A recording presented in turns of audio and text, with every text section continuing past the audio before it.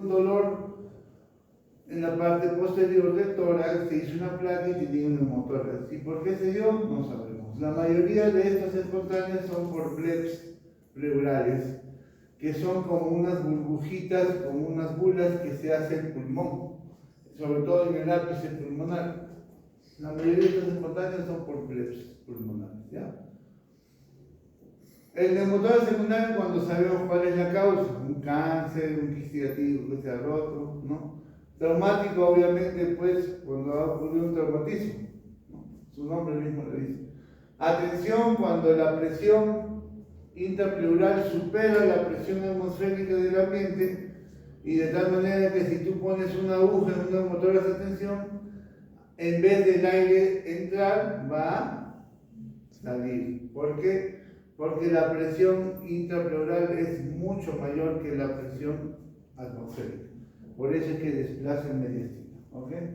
Y iatrogénico cuando hacemos algún tipo de procedimiento, ya sea una biopsia, colocación de un pleural, una toracocentesis, ¿no? Colocación de línea venosa central, todas esas cosas puede ocurrir en un neumotórax iatrogénico. Entonces, lo que nos compete ahora hablar en cirugía, ¿cuándo ponemos un dren? ¿Cuándo lo drenamos? No todos los neumotórax se drenan. Por ejemplo, neumotórax de tensión, obviamente tienes que darle un tratamiento. Si encuentras un neumotórax de tensión en la calle y no tienes nada que hacer, simplemente lo puedes ayudar poniéndole una agujita en el segundo espacio intercostal, ¿no? Permitiendo que el aire salga y ya se convierte en un neumotórax normal, sin tensión. Va a mejorar su estado hemodinámico y puedes llevarlo a un hospital y ponerle su tubo. Eso es lo que tienes que hacer en el caso de un neumotórax. Recurrente, ¿cuál es el recurrente? Cuando viene por un neumotórax, ¿no? Tú le pones tubo, viene el segundo vez y una tercera inclusive, y ahí tienes que ponerle tubo. ¿Para qué? Para hacer un procedimiento que se llama pleurodesis. ¿Qué es la pleurodesis? Es hacer que las dos pleuras se junten, se peguen. ¿A través de qué? De sustancias irritantes en la pleura. Le metemos a través del tubo sustancias que irritan, por ejemplo, glucosa al 33%, bleomicina, ¿no? Sustancias que irritan la pleura. Esa irritación va a hacer que las dos pleuras se junten, y si ya no hay espacio pleural, no va a haber neumotórax, ¿no? Entonces, eso lo hacemos también en los neumotórax recurrentes, sobre todo para hacer el procedimiento que les acabo de mencionar, ¿no? En los neumotórax espontáneos, no, cuando tienen el 20% del volumen, ahí ponemos el tubo. Si es menos del 20%, si un neumotórax mínimo que tu paciente no tiene, digamos, base, no tiene sintomatología, no tiene disque, no tiene nada, entonces puedes simplemente dar un tratamiento de observación, ¿ya?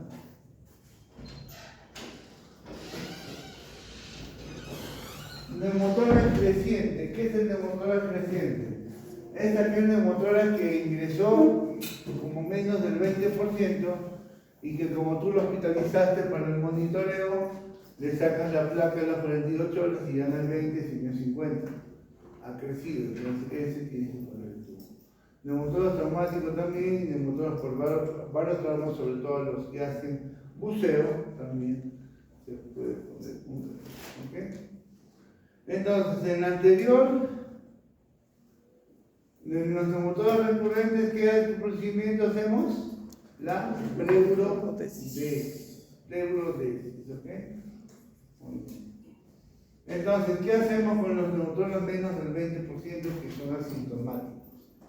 Obviamente no requiere tubo de tórax, pero no lo vas a mandar a su casa también porque se puede complicar. Entonces tienes que internarlo, hospitalizarlo mínimo 48 horas, con el monitoreo de la frecuencia respiratoria, la saturación y todo eso, ¿no? le tomas una placa a las 48 horas, si no progresa o disminuye, le das de alta y la evaluación a los 2 días después ya por consulta externa, ¿no? Entonces, ¿cómo cuantificar un neumotórax? Hay dos consensos. Uno del American College de Cirujanos de Tórax, ¿no? Y la otra es la Sociedad Británica Europea, ¿no? Siempre van a ver que hay dos, en la parte cardíaca siempre van a haber dos escuelas. La escuela americana y la escuela europea, siempre, ¿ya? Ya sea en lo que es tórax, el corazón, siempre va a haber esas guías, una guía americana, una guía europea, siempre hay así. Entonces, ¿qué dicen los americanos? De la cúpula de tórax, si es más del 3 centímetros, ya tienes que colocar el tubo. ¿Y qué dicen los británicos? Si el borde lateral es más de 2 centímetros, ya tienes que poner el tubo. Entonces, en cristiano, ¿cómo sería? En esta placa de acá.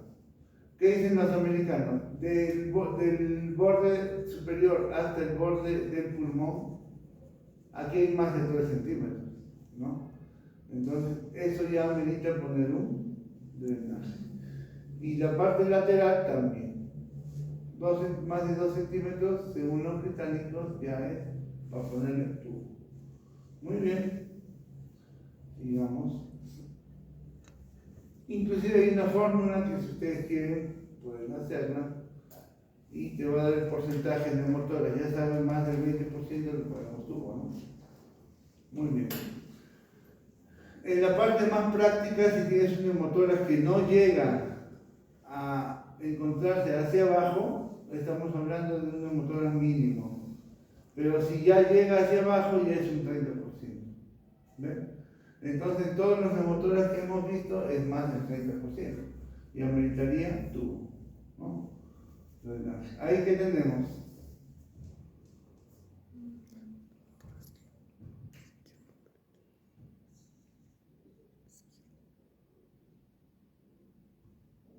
Atelectasia derecha.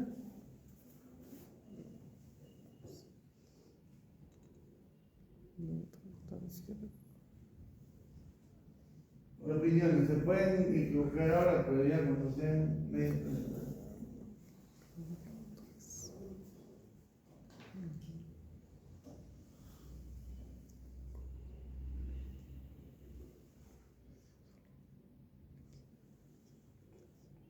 ¿Fístula? ¿Una fístula? Una fístula. El neumotórax puede ser por fístula. Estás diciendo que hay un neumotórax, ¿no? ¿En qué lado está el neumotórax? En el izquierdo. Y hay un neumotórax. Para que tú hables de una fístula, tú tienes que ponerle un tubo. O sea, si es un neumotórax hasta ahí, es un neumotórax, ¿verdad?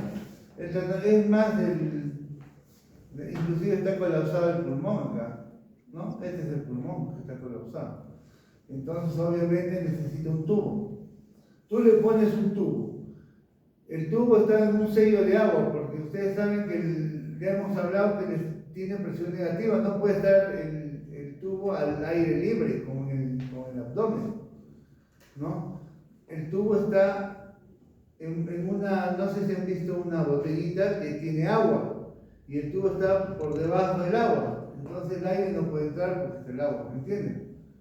Entonces, si tú evidencias por tu tubo que sale aire, cuando él comienza a toser, respirar, sale aire, todo el tiempo, 1 o 2 días, ya puedes decir que tiene una fístula. Una fístula que se ha roto el pulmón y el aire que tú estás metiendo por la nariz sale por acá y se sale por el tubo. Esa es una fístula, ¿verdad? Una fístula broncopleural. En este caso no podemos definir eso, solo un neumotórax, pero lo que sí pueden definir es qué cosa.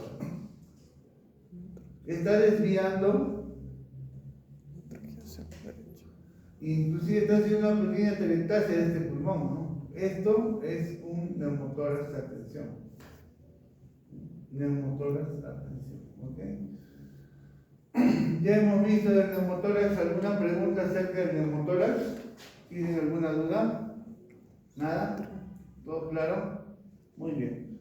Entonces, vamos a hablar del bolet costal o tórax inestable. Ustedes saben que todo el sistema cardiopulmonar está cubierto, está protegido por las costillas, ¿no? Entonces, las costillas cumplen una función de soporte, de sostén, de protección y también en la ventilación. En la ventilación son importantes porque todo se mueve como un fuelle, coordinadamente.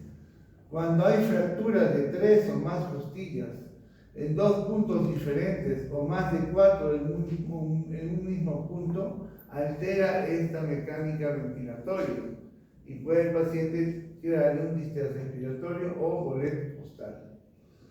De tal manera que aquí vemos, miren, cuántas fracturas hay. 1, 2, 4, 5. Con 4 nomás seguiditas, sin esta que esté fracturada, ya estaríamos hablando de un bolet costal. O en su defecto, 3 costillas seguidas que se fracturen tanto en el arco anterior como en el arco posterior. ¿Ok, chicos? Arco anterior y posterior. Entonces, ¿qué va a pasar acá? En la inspiración, ¿qué hace la caja torácica? Se abre, se expande, esa parte se va a hundir. Y en la expiración, que el tórax se hunde, esa parte va a salir. ¿Ok? Eso se llama bolet costal. Aquí está más ejemplificado. Mira, esta es la expiración. El tórax se está contrayendo y esto sale. En cambio, en la inspiración, el tórax se expande para afuera y esto se hunde. ¿Ven? Bolet costal. Muy bien. Entonces, obviamente el tratamiento es una analgesia porque ustedes saben cuánto duele una fractura de costilla, tienen que darle unos buenos analgésicos, fisioterapia pulmonar también. Si el paciente está en deterioro ventilatorio, puedes intubarlo, una ventilación endotraqueal o si no con un tubo selectivo de doble lumen también se puede hacer. Observación cercana por posible descompensación y el tratamiento, todos los bolet costal, el tratamiento es quirúrgico. El bolet costal, ¿cuál es el tratamiento? Quirúrgico. ¿Ok? Y usamos, ¿qué cosa? El sistema de estratos, que es esto de acá. O sea, es como un ganchito que nosotros ponemos. Pónganse que aquí tengo mi costilla que está así, fracturada, o así, ¿no? Entonces nosotros en la sala de operaciones hacemos un corte justo a nivel de la costilla. En este caso, cuando hay fracturas costales, hacemos la toracotomía donde queda la fractura. No son toracotomías regladas como hacemos la estenotomía media o la toracotomía posterolateral, que tiene sus parámetros por dónde vamos a hacer el corte, qué músculos vamos a cortar, todo eso, es que son regladas, ¿no? Igual cuando tú abres algún órgano, haces la parotomía media y ya sabes por dónde vas a cortar, una coges que es subcostal, ya sabes dónde vas a cortar, ¿no? Son parametradas. En el caso de esto no es parametrado, porque si tienes una fractura aquí abajo, tienes que hacer un corte en la fractura, del tórax en la fractura. Entonces, haces una toracotomía, llegas, limpias tu costilla y la enderezas, la reduces. Y encima de esto le pones esto de acá. Y este sistema tiene sus alicates que van a hacer que esas garritas abracen. Si esta es tu costilla y este es mi clip, abracen así toda la costilla. De tal manera que reparas la costilla fácilmente, sin necesidad de estar poniendo pernos ni nada, simplemente este clip. ¿Y cómo quedaría? Algo así, ¿no? Reparación de 2 costillas, ¿no? Muy bien. ¿Algo acerca del bolet costal? ¿Todo bien? El tercer punto de esto de los traumatismos torácicos es el hemotórax. Como ustedes saben, es presencia de sangre en la cavidad pleural, que no es normal. La mayor parte de estos hemotórax la primera causa siempre es de origen traumático. Los hemotórax, la mayoría son traumáticos, ¿no? Pero si en un momento que te digan del piso, ¿cómo puedes ver si es sangre, si es un hemotórax o si es un derrame sanguinolento? Que a veces hay derrames pleurales que tú le pones sobre todo en pacientes con metástasis, metástasis pulmonares o insuficiencia renal crónica terminal, que sus derrames son medio sanguinolentos. Entonces, ¿cómo puedes saber tú? Hay una técnica que te explica acá. Entonces, ¿qué te dice? Si tú le haces, por ejemplo, el hematocrito de una persona normal es 50, ¿no? 50. Si tú le haces punción a ese líquido y ese líquido tiene menos del 50%, el 50% del hematocrito sería 25. Menos del 25 del hematocrito, puedes hablar de un derrame sanguinolento. Pero si tiene más del 25% del hematocrito en nuestro ejemplo, te sale 30 o 40 más cercano a la sangre, puedes decir que es un hemotórax. ¿Okay? Muy bien. Entonces, ¿cuál es la etiología más frecuente? El trauma contuso. Y la segunda causa es el iatrogénico, ¿no? Al hacer algún procedimiento para ayudar al paciente. Cuando es un neumotórax espontáneo que tú no sabes por qué se ha dado, la principal causa son los tumores malignos. ¿Okay? Entonces, ¿cuál es la primera causa de un neumotórax espontáneo? Tumores malignos. Y la primera causa de un neumotórax en general, el trauma. ¿Ok? ¿Quedó claro? Muy bien. Entonces, ¿cuándo ponemos el drenaje? El volumen es 300. Cuando el volumen es más de 300 mililitros, ¿no? Tienes que poner el tubo. Y si es menos, lo hospitalizas y le haces una vigilancia clínico-radiológica en 48 horas, ¿no? Ahora, esto es si el paciente está estable, pero si el paciente tiene una inestabilidad hemodinámica, ¿no? Está inestable hemodinámicamente, ahí tienes que poner el tubo, ¿sí o sí? Sea cual sea el volumen. La inestabilidad hemodinámica es lo que nos da el parámetro para nosotros poner sí o no el tubo. ¿Y qué parámetro se altera primero cuando uno está inestable hemodinámicamente? Ponte que la persona esté sangrando. ¿Qué es lo que se va a alterar primero?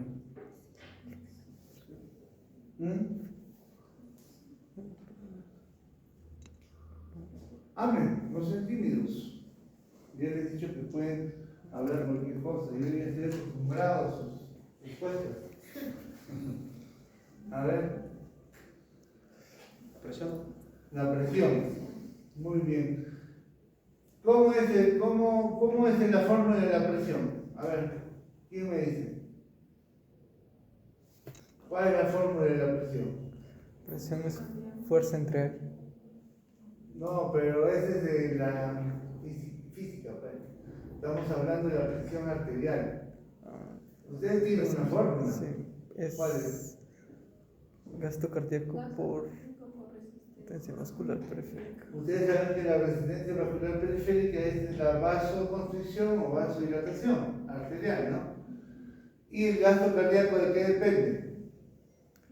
Es otra fórmula. Frecuencia cardíaca por volumen de eyección.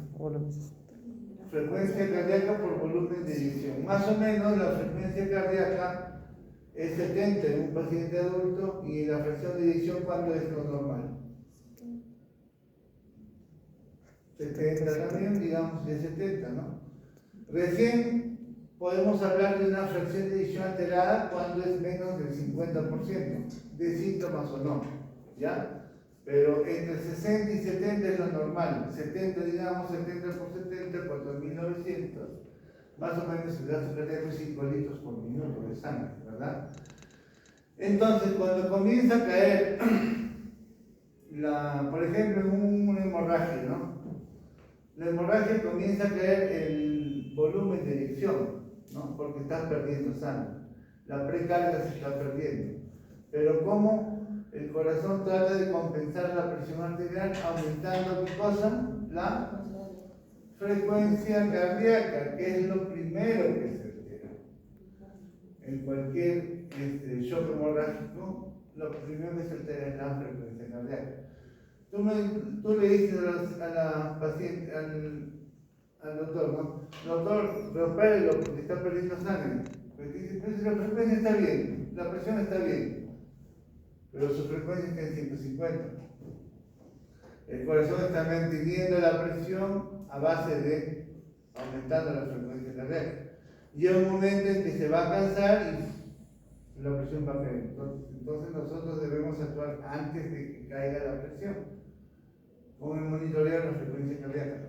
¿Okay? Entonces, el primer parámetro que se altera es la frecuencia cardíaca, después viene la presión. Muy bien. Entonces, cuando este motor hace esta indicación quirúrgica, ya sabemos cuándo poner un tubo. Pero ¿cuándo lo operamos? Cuando tú le pones el tubo y te sale 2000 de sangre, el paciente se comienza a chocar, la frecuencia cardíaca se dispara, la presión se baja, todo eso. Entonces, en esos casos, ya tienes que entrar a sala de operaciones. Más de 1500 es un criterio como para entrar al quirófano, ¿ok? Entonces, o cuando es 200 mililitros durante 2 o 4 horas se cae 200, así, constantemente, y hay cambios hemodinámicos o necesita de transfusiones para que mantenga su presión. Esos pacientes también ameritan entrar al quirófano para una revisión. ¿Bien? Entonces, esto cabe ahí para que les cuente una anécdota. A veces, como las anécdotas, se les queda un poco más, ¿no?, lo que deben hacer. Entonces, resulta que yo estaba en mis primeros años acá en Huancayo y un colega, una residente de emergencia me dice: doctor, hay un paciente que ha venido con disparo variado en el tórax, ¿no? Le han puesto su tubo y ha salido sangre, así nomás me dice. Entonces yo estaba en consulta a las 9 de la mañana y mi consulta es hasta las 12, así que dije, ya, como no me dijo eso nada más, a las 12 voy y lo veo, ¿no? Supuse que el paciente estaba estable y todo. A los 15 minutos me llama el cirujano: doctor, le comentaron al paciente: sí, doctor, ya le dije a la residente que voy a ir a las 12. No creo que te aguantes a las 12 porque el tubo ya salió más de 2 litros de sangre. ¿Qué? Entonces ahí es otra cosa. Fui y resulta que este paciente lo estaban llevando, ¿saben a dónde lo estaban llevando? A hacerle una tomografía. Cuando yo llegué y lo estaban llevando al tomógrafo, yo dije: ¿para qué diablos quiero un tomógrafo? Si ya sé de dónde está sangrando y lo voy a abrir a sala. Me lo llevé a sala inmediatamente y estaba sangrando una arteria pulmonar.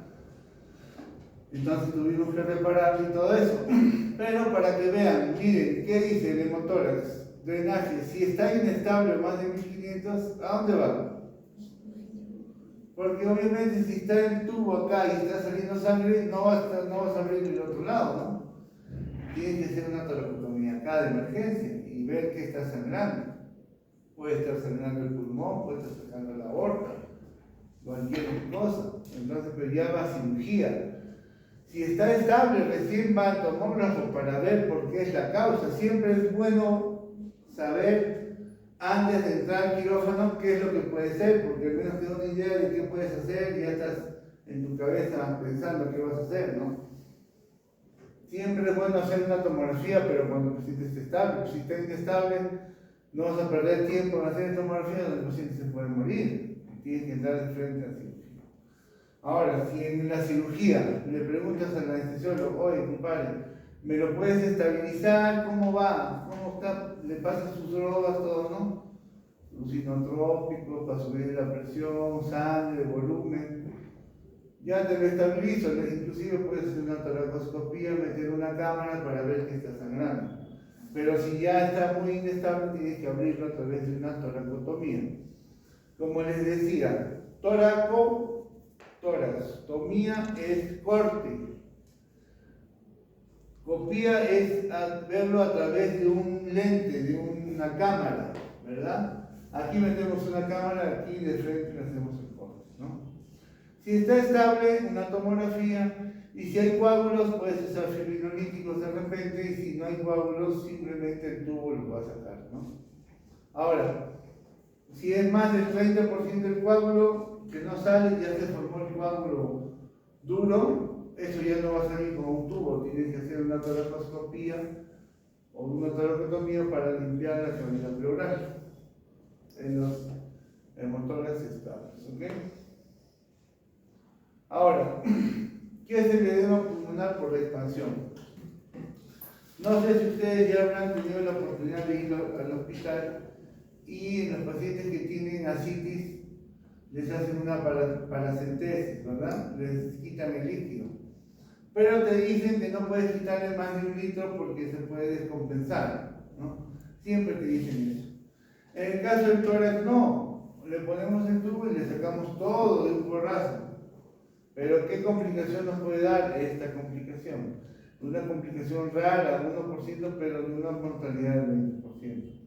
¿Qué supone? Que a nosotros al momento de sacar ya sea el líquido o el aire bruscamente a través del tórax, por ejemplo, si tienes 5 litros, tú le pones el tubo y los 5 los sacas así, en 1 minuto, eso puede hacer que el pulmón trate de expandirse rápidamente y lo que ocasiona es una inflamación y un edema pulmonar, ¿no? Un edema pulmonar, de tal manera que si tú ves un paciente con tu tubo, tú vas de residente, le pones el tubo y te vas, ¿no? A las 3 horas te llama la enfermera, doctor, su paciente sigue mal. ¿Por qué va a seguir mal? Le estamos tan blanca y ya no tiene líquido. Tiene que estar mejor, si ya está respirando, ya no tiene derrame pleural, ¿no? ¿Por qué? Porque ha hecho un edema pulmonar por expansión. ¿Y cómo podemos tratar estos casos? Es oxigenoterapia, nomás soporte, de repente corticoides para disminuir el edema y esas cosas, ¿no? Nada más. Es por eso que el derrame expansivo se recomienda drenar de 1 a 1.5 litros por día. Muy bien. Ahora, ¿cuándo retiramos el tubo? Lo has puesto, pero ya ¿cuándo lo retiro peor? ¿No? Entonces, cuando el gasto sea menos de 100 en 24 horas. ¿Qué es el gasto? O sea, lo que sale, pues, lo que sale todo el día. Tú le pones el tubo y la enfermera lo va a contar 8 de la mañana hasta las 8 de la mañana del día siguiente. Te va a decir, doctor, ha dado 300 en todo el día. ¿No? ¿Cómo lo contabilizan? Por el frasquito, pues tiene sus marquitas y lo va contando, ¿no? Lo va contando. Cuando se llena el tubo, le cambia otro que uno limpio y lo sigue contando, ¿no? Así que la enfermera te va a decir. ¿Qué te tiene que decir que sea menos de 100, 50, 70, 80 en 24 horas? Ahí, o 0, también puede ser. Entonces, ¿ahí qué haces tú? Cuando ya está menos de 100, vas a pedir unos rayos X, ¿no? Y si obviamente, si tú has puesto el tubo por un neumotórax, ¿qué esperas? Encontrar el pulmón 100% expandido, ¿no? Y si has puesto un tubo por un derrame, ¿qué esperas? Encontrar los ángulos costofrénicos libres, que no haya derrame, ¿no? Entonces eso tienes que ver en tu placa. Y la tercera condición es que a la valsalva, para lo que justamente dijo su compañera, la fístula, hacerlo toser al paciente a propósito y ver si burbujea. Si tú lo haces toser y burbujea, quiere decir que puede haber una fistulita ahí escondida. Porque nos ha ocurrido a veces que ya hemos hecho estas dos cosas sin hacer la tercera, le hemos quitado el tubo y en unos días se ha vuelto a hacer neumotórax. ¿Por qué? Porque tenía una fístula pequeña. Entonces, con este procedimiento, la maniobra de Valsalva, disminuimos ese riesgo. Entonces, tiene que tener esos 3 parámetros. ¿Ok? ¿Hay qué cosa ven? ¿Ven algo raro?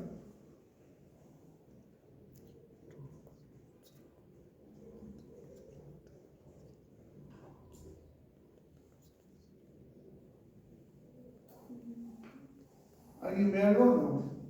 ¿O es una placa normal?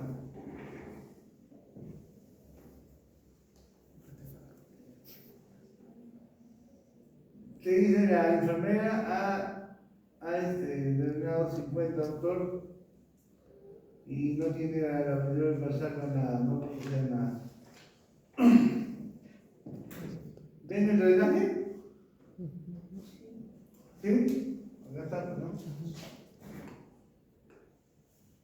Este es el tubo de drenaje, ¿no? Entonces, con lo que les he dicho, ¿le sacan el tubo o no? ¿Está expandido el pulmón? Sí. ¿Hay líquido? ¿Los ángulos cómo están? ¿Libres? Entonces le quitas el tubo, ¿no? Muy bien, le quitas el tubo.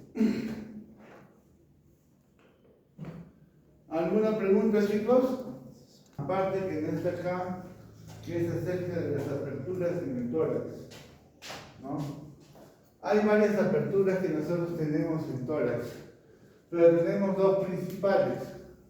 Una que es la esternotomía media, que hacemos el corte a la mitad del esternón, agarramos el esternón y le pasamos una sierra y lo cortamos en dos, lo abrimos así y ya tenemos expuesto el mediastino.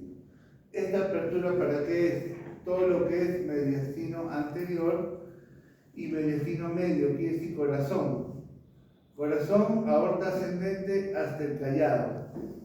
¿Ya? Entonces, esternotomía media, mediastino anterior, todo lo que quieras hacer en el corazón, ya sea cambiar una válvula, revascularizar, ¿no? Pericardiectomía, cierre de defectos, todo lo que quieras hacer con esta apertura. Si quieres operar la aorta ascendente, también con esta apertura, hasta el callado. ¿Ya? Ahora tenemos otra apertura que es la toracotomía posterolateral. Esta toracotomía posterolateral la hacemos por acá, por debajo de la escápula, a 2 centímetros más o menos en nuestro corte, de atrás hacia adelante. ¿Y qué músculos cortamos? Primero la piel subcutánea, después viene el gran dorsal, ¿no? O dorsal ancho, el primer músculo que cortamos. El segundo músculo, que es el serrato mayor, hay algunas técnicas que lo preservan sin cortarlo, otras técnicas que lo cortamos, nosotros preferimos cortarlo para que nos dé una mayor apertura. Y cortando esos dos músculos ya estás en la varilla costal. Lo único que te falta es cortar los intercostales y ya entras al tórax. Normalmente entramos en el quinto espacio intercostal, ¿ya? Para todas las cirugías. ¿Qué apertura nos da esta técnica de la toracotomía posterolateral? Es para operar pulmón. Tú puedes ver el pulmón ahí desde el ápice hasta la base, adelante, atrás, lo volteas, puedes ver el pulmón y hacer lo que quieras con esa apertura. También nos sirve para el mediastino posterior. Toda cirugía de mediastino posterior, de esófago, de tumores mediastinales neurogénicos, los más frecuentes, lo hacemos a través de esta vía, que es la toracotomía posterolateral. ¿Ya? Y en el lado izquierdo hacemos esa vía para operar también otro vaso importante que es la aorta. La aorta torácica la operamos por una toracotomía posterolateral. Cierre de ductus arterioso también lo hacemos por una toracotomía posterolateral. ¿Ok? Chicos, ¿quedó claro? Muy bien. Ahora, evidentemente nuestra especialidad ha ido actualizándose con nuevos procedimientos como la colocación de endoprótesis, donde a veces ni cortamos al paciente, ¿no? O usamos la técnica de toracoscopía y hacemos la cirugía a través de esa técnica, que también puede ser. Antes había una toracotomía axilar, que la cortaba justo por debajo de la axila, sobre todo para hiperhidrosis, que es una enfermedad pues, que comienzas a sudar la cara, las manos. Y esta técnica consistía en cortar la cadena simpática. Pero nosotros ya hacemos eso a través de toracoscopía, por eso es que ya no lo abrimos. Otra toracotomía es la toracotomía anterior, que es para emergencia. Tú abres acá, como no hay mucho músculo, entras de frente al pericardio, abres el pericardio y ya estás en el corazón. Eso es para casos de suma emergencia cardíaca, en donde tienes que hacer un masaje, agarrar el corazón y taponar el hueco de algo que solo se ven en las series gringas, porque yo nunca he visto eso en mi vida. He hecho emergencia en el Casimiro Ulloa, donde hay emergencias todos los días, hasta toda hora, y nunca han hecho ese procedimiento. Eso solo lo hacen en la tele americana, ¿no? Pero también se describe para hacer masaje cardíaco, ¿ok? Muy bien, eso quedó claro porque eso viene del examen, ¿no? Por eso te digo.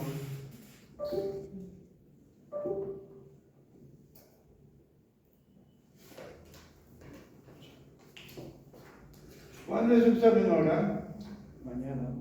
Ah, por eso que no han venido. Bueno, perfecto. Ustedes van a dar